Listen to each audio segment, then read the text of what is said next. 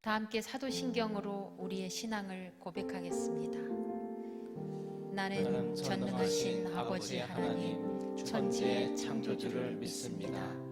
나는 그의 유일하신 아들 우리 주 예수 그리스도를 믿습니다.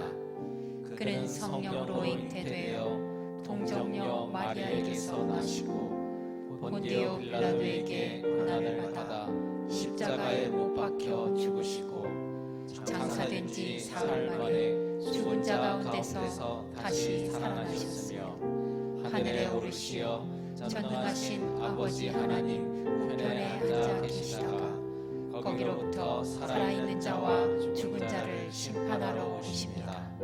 나는 성령을 믿으며 거룩한 공교회와 성도의 교제와 죄를 용서받는 것과 몸의 부활과 영생을 믿습니다. 아멘. 찬송가 342장 찬양하겠습니다.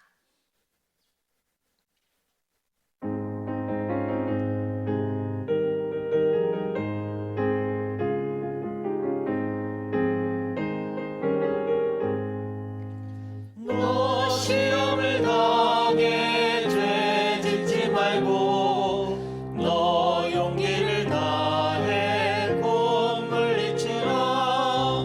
너 시험을 이겨 새 힘을 얻고 주 예수를 믿어 늘 승리하라. 우리 구주의 힘과 그의 위로를 빌라. 주님 내 편에 서서 항상 도우시리. 내 친구를 삼가 잘 선택하고 너 언행을 삼가 늘 조심하라. 너 열심을 다해 늘 충성하고 온 정성을 다해 주 봉사하라. 우리 구주의 힘과 그의 위로를 빌라. 주님 내 편에 서서 항상 도우시리. 잘 이기는 자는 상 받으리니 너 낙심치 말고 늘 정진하라. 내 구세주 예수 힘 주시리니 주 예수를 믿어 늘 승리하라. 우리 구주의 힘과 그의 위로를 빌라. 주님 내 편에 서서 항상 도우시리. 이 시간 몇 가지 기도 제목을 가지고 합심 기도하는 시간을 갖고자 합니다. 일주일 넘게 30명 안팎으로 코로나19 확진자가 나오고 있습니다. 2개월 전에 비하면 많이 안정화가 되었지만 아직 안심할 단계는 아닙니다. 하루속히 안정화되어 모든 국민이 일상생활을 즐겁게 할 수 있게 되기를 바랍니다. 그래서 경제적인 어려움을 겪고 있는 우리 소상공인들, 직장인들, 사업장이 힘을 내고 일어설 수 있도록 기도해 주시기 바랍니다.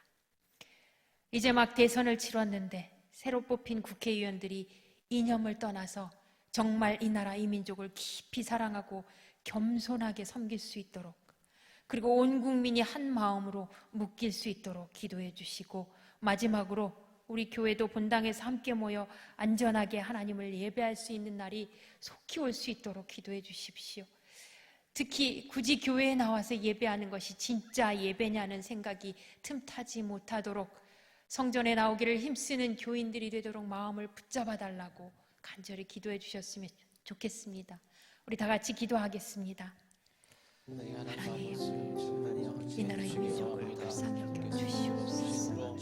하나님, 대응을 잘하게 하여서 일주일 넘게 20명을 확진자들이 나오고 있습니다. 하지만 아직 안심할 수 없습니다. 국민들은 꿈꿉니다. 하나님의 백성들이 꿈꿉니다. 정상적으로 일상생활을 할 수 있도록 하나님 우리에게 그런 은혜를 베풀어 주셨으면 좋겠습니다. 하루속히 종식이 선언되고 하나님 백신이 개발되어서 우리가 모두 다 집 밖으로 나가서 자유롭게 생활할 수 있는 것이 얼마나 감사한 것인지를 하나님 앞에 올려드릴 수 있는 것 감사의 제목으로 올려드릴 수 있는 날이 속히 왔으면 좋겠습니다. 직장을 잃어서 힘들어하시는 분들, 소상공인들, 사업을 하시는 분들, 그 모든 사람들에게 하나님 자비를 베풀어 주시옵소서. 그들이 겪고 있는 경제적인 어려움들을 하나님 이겨낼 수 있는 힘을 주시고, 하나님 이것이 이웃자 나열자 형태로 기속되지 않도록 하나님의 은혜를 베풀어 주시고 긍휼을 베풀어 주시기를 원합니다. 하나님, 대선이 이제 막 끝나서 새로운 기회들이 복받습니다.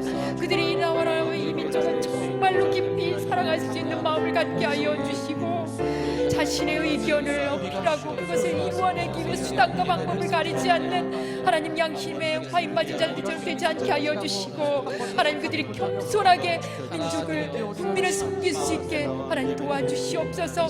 하나님, 그들을 뽑은 우리 국민들도 한 마음 한 뜻이 되어서 마음이 모이게 하여 주시고, 이 나라가 하나님 위상이 떨어지지 않는 나라요, 하나님이 보호하시는 나라로 전진할 수 있는 은혜가 있기를 원합니다.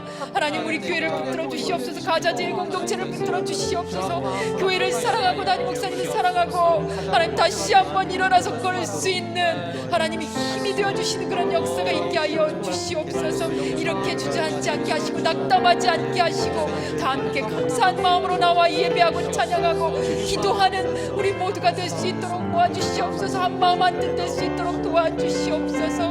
우리가 다시 일어날 수 있는 힘은 하나님만이 주실 수 있습니다. 성전에 나오지 않아도 굳이 예배가 된다는 거짓된 영에 속지 않게 하여 주시옵시고, 하나님 성전에 나오기를 즐거워하는 저희들이 될 수 있도록 도와주시옵소서. 감사하며 예수님의 이름으로 기도 올려옵나이다. 아멘. 이 시간 우리에게 주시는 하나님의 말씀은 신명기 8장 1절에서 10절입니다.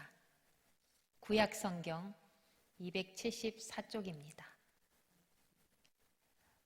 저와 한 절씩 교독하시고 마지막 절은 다 같이 읽겠습니다. 내가 오늘 명하는 모든 명령을 너희는 지켜 행하라. 그리하면 너희가 살고 번성하고 여호와께서 너희의 조상들에게 맹세하신 땅에 들어가서 그것을 차지하리라. 내 하나님 여호와께서 이 40년 동안에 내게 광야길을 걷게 하신 것을 기억하라. 이는 너를 낮추시며 너를 시험하사 내 마음이 어떠한지 그 명령을 지키는지 지키지 않는지 알려 하심이라.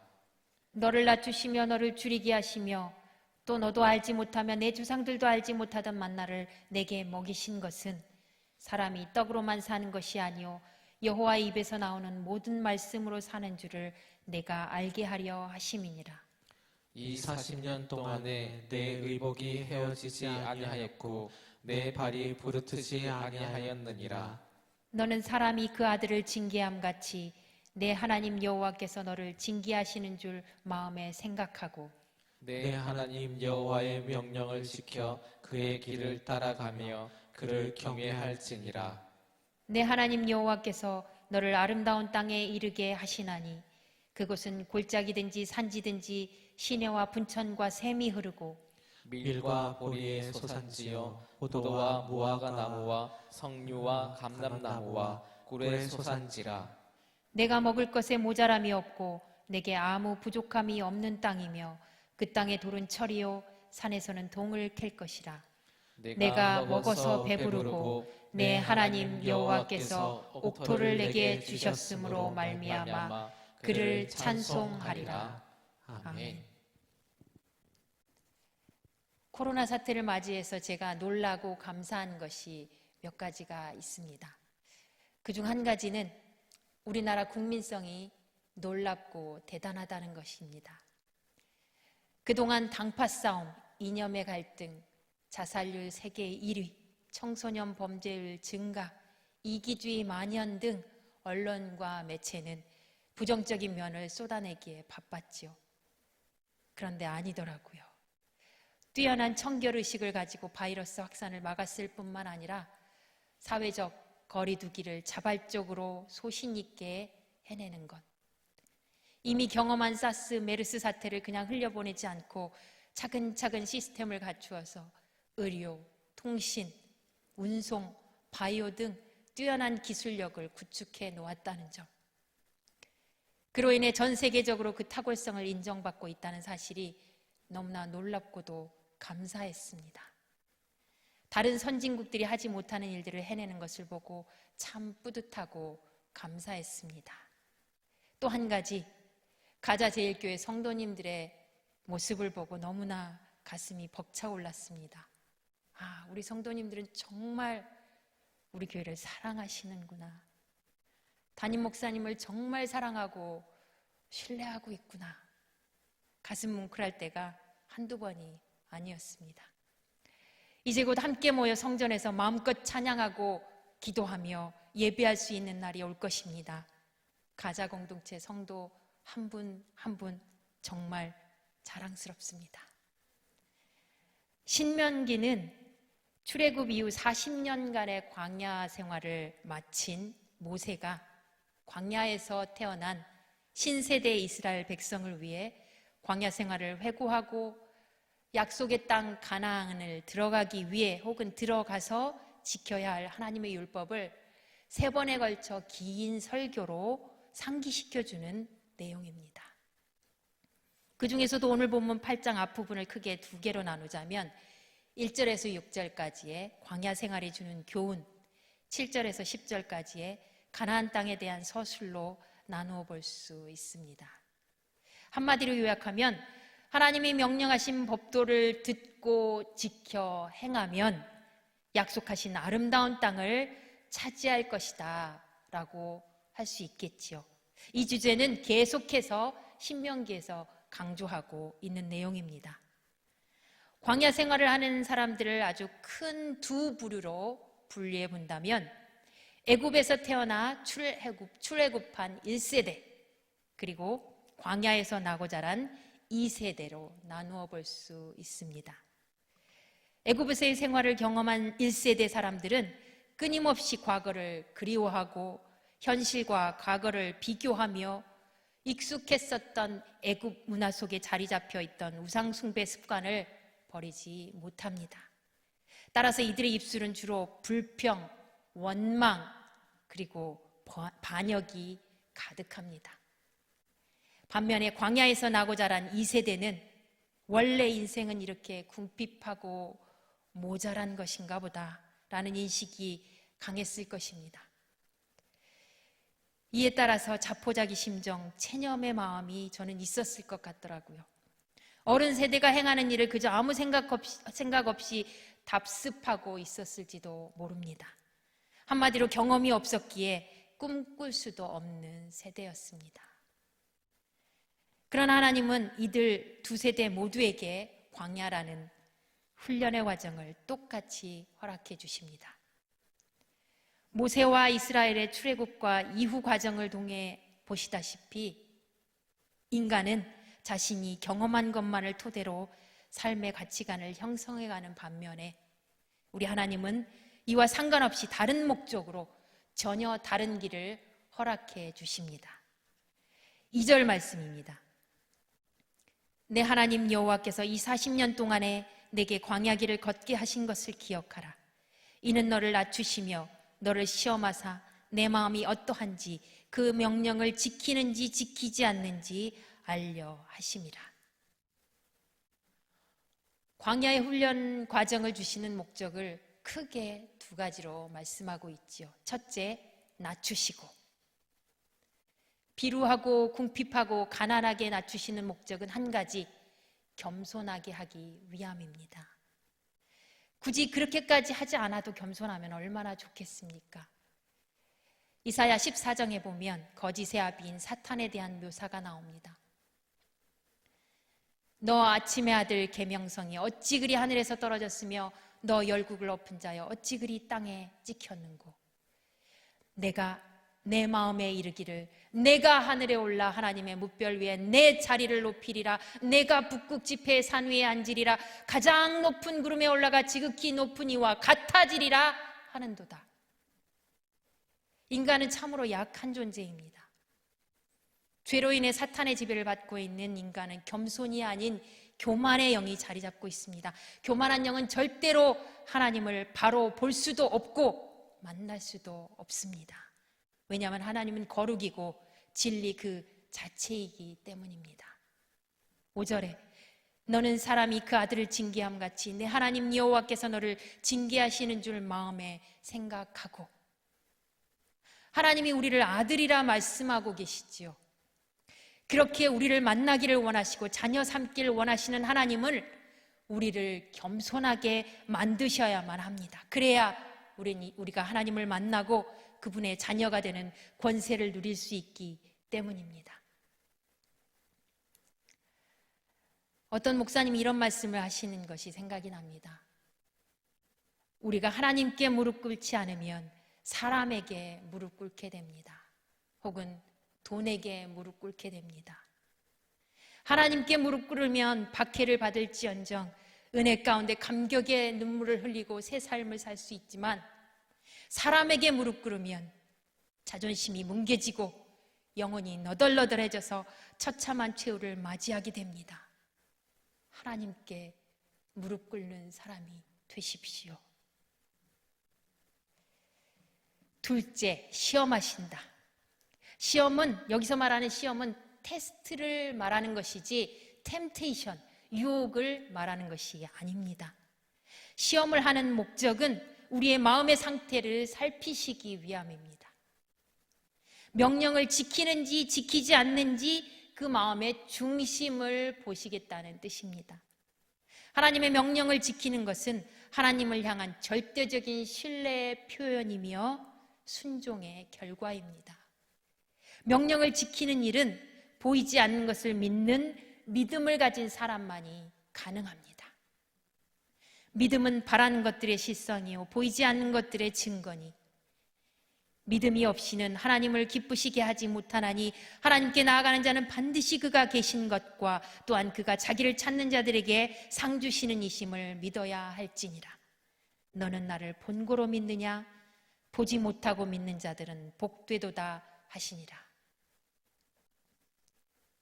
하나님을 절대적으로 신뢰하여 그가 하시는 말씀은 언제든 무엇이든 옳다, 내 이성과 논리로 이해되지 않더라도 그분은 항상 옳다. 그렇기 때문에 하나님이 말씀하신 것을 나는 두 번도 생각하지 않고 무조건 순종한다 라는 믿음이 우리에게 있어야 합니다. 광야의 시험을 통과할 수 있는 키는 바로 여기에 있습니다. 만약에 신앙이 환경에 좌우된다면 우리의 믿음은 절대 성장할 수 없을 뿐만 아니라 하나님을 만날 수도 없습니다.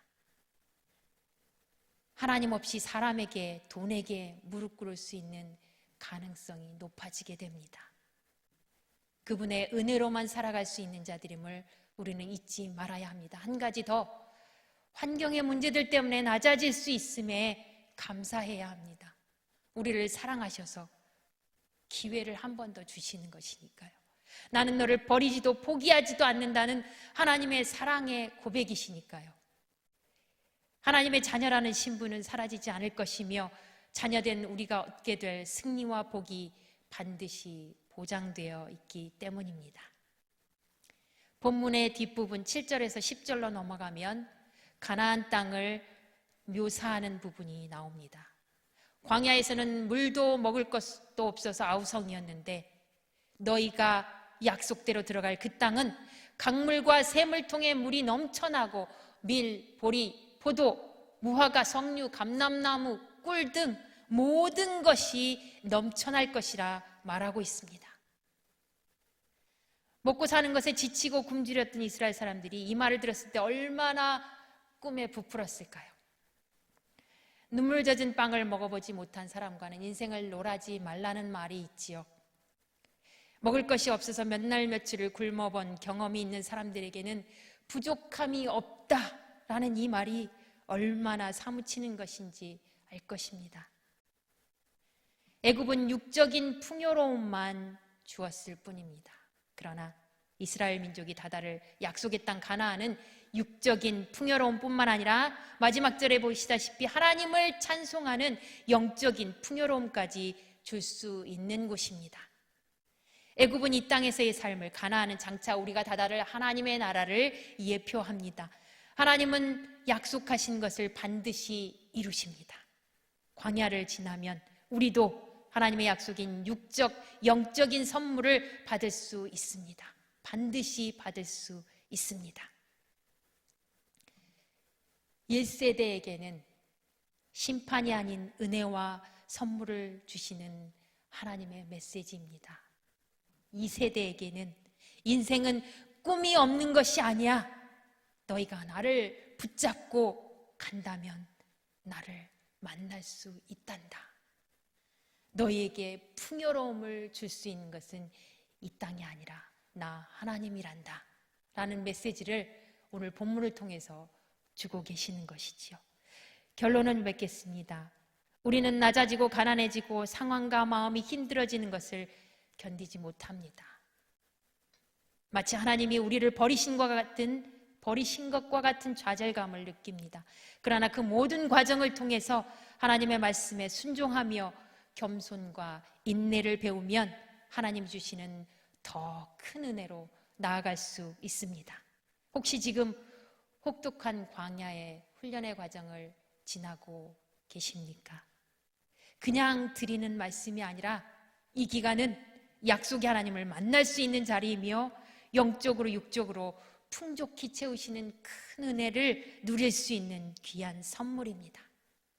당장 먹을 것과 입을 것을 받는 것으로 끝나버리는 그런 인생이 아니라 훨씬 더 크고 위대한 것을 준비하고 계시는 하나님을 꼭 만날 수 있는 저와 여러분이 되었으면 좋겠습니다. 하나님, 죄인된 우리를 살리기 위해서 아들 예수님을 대신 내어주신 그 사랑으로 다시 한번 우리에게 긍휼을 베풀어 주시기를 간절히 바랍니다. 코로나19로 말미암아 이 민족뿐만 아니라 전 세계의 하나님의 자녀들이 광야의 시간을 지나고 있습니다. 이럴 때일수록 하나님의 말씀을 더 가까이 하고 순종할 수 있게 우리에게 믿음을 더하여 주시옵소서.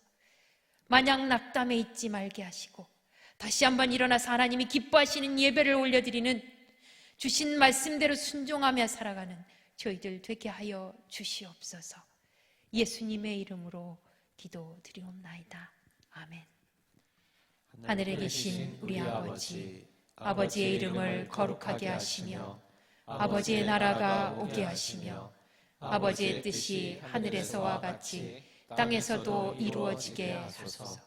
오늘 우리에게 일용할 양식을 주시고 우리가 우리에게 잘못한 사람을 용서하여 준 것 같이 우리 죄를 용서하여 주시고 우리를 시험에 빠지지 않게 하시고 악에서 구하소서. 나라와 권능과 영광이 영원히 아버지의 것입니다. 아멘.